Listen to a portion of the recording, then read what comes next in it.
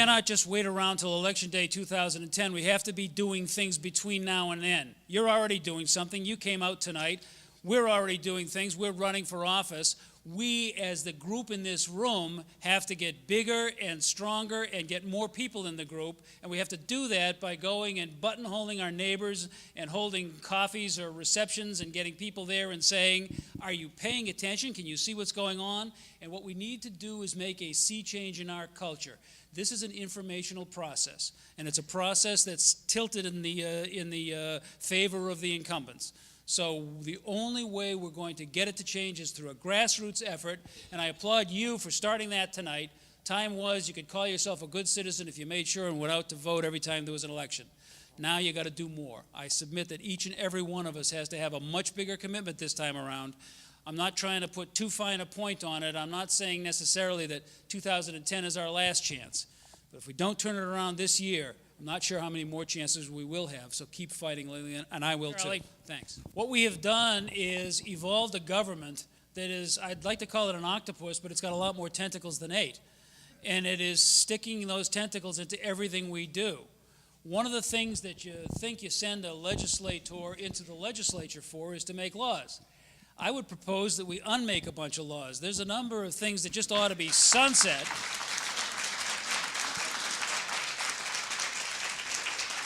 It's arguable that in the federal legislature and probably in the state as well, we could do more good with an entire session devoted to retiring laws rather than making new ones. We have this idea that we can fix everything with legislation, and it results in us flicking the first domino all the time without looking to where that last one is at the end of the line. So you don't know what's going to happen when you start the chain of events that every law initiates.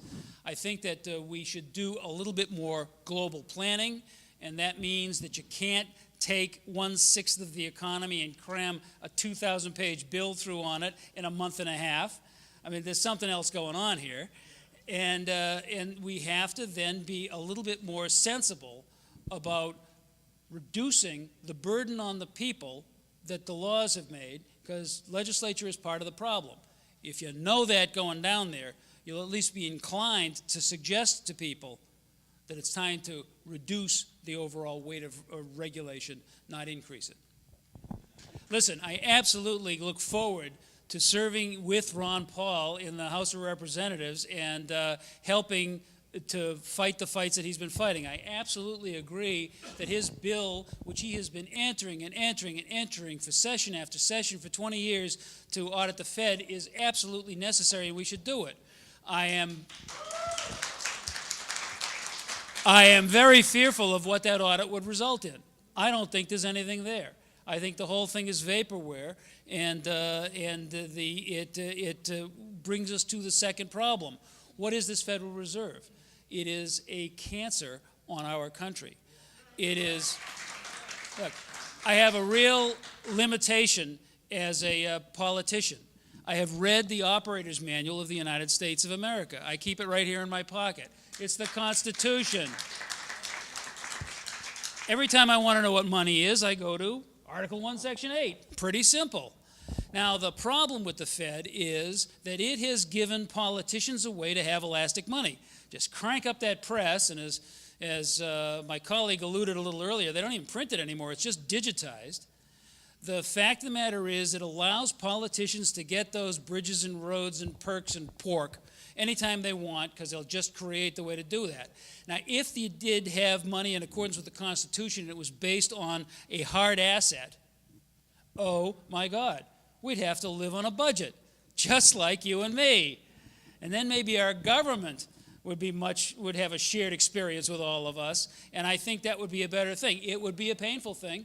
It's a cultural change, but folks, we are about to see our dollar devalued to nothing.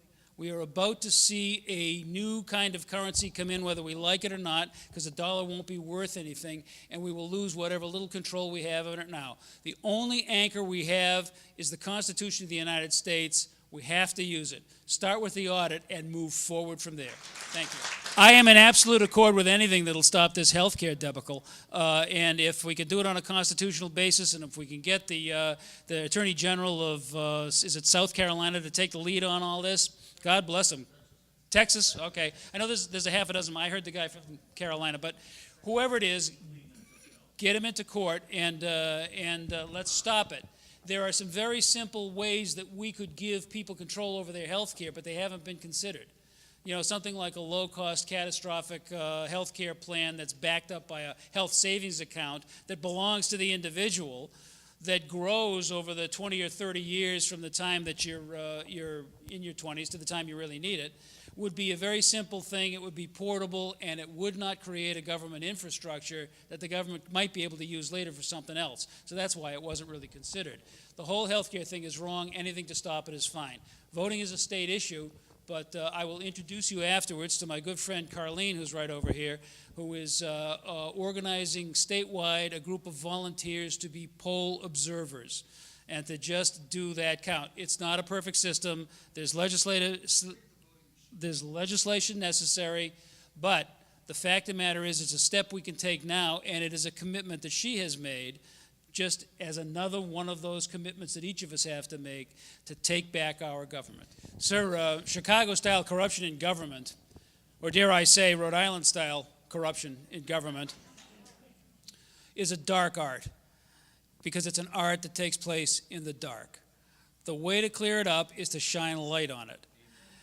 Now, we live in an information-based society where anybody should be able to tap into the detailed languages, the bill while it's waiting its 2 weeks.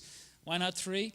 You know, we have different special interest groups all over the country that will go through them all with a fine-tooth comb and provide us the feeds that we need to know when all of a sudden something is trying to be slid in underneath. When we see, by keeping track of who voted for what, who's playing what agenda and what not, we will be able as people to respond as the informed citizens we need to respond as, so that we can vote correctly. Now, as a practical matter, I mean, I like the idea of term limits.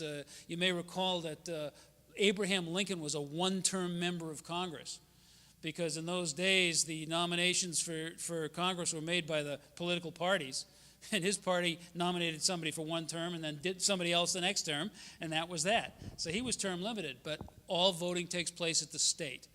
So to get true term limits in Congress, you'd have to get 50 states to all enact exactly the same legislation. And what do you want to bet? One of them would get the bright idea to hold off on it a couple of years so their guys could get more seniority. Now, you've got term limits in your pocket right now. My favorite slogan from my campaign for you this year, take it away with you tonight, use it often. What we need to do is clean house.